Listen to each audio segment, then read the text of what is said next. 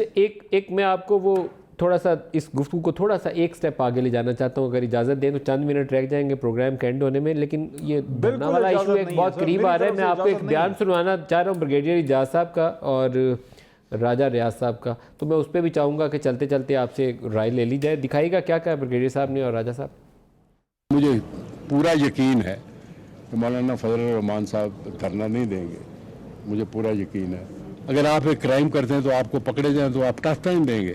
آپ کی اولاد ہے لیٹر سے وہ اسکول نہیں جاتی، آپ اس کو بلا کے اس کے ساتھ کو اس کو ٹف ٹائم دیتے ہیں، اسکول بھیجتے ہیں، تو کیا آپ ڈریں گے کہ نہ جائے اسکول؟ کیسے نپٹیں گے تینوں جماعتوں سے؟ نہیں یہ آ ہی نہیں رہے، بے فکر رہے. یہ تینوں نہیں آ رہے؟ تینوں نہیں آ رہے. کس کی بات ہوئی ہے ان سے؟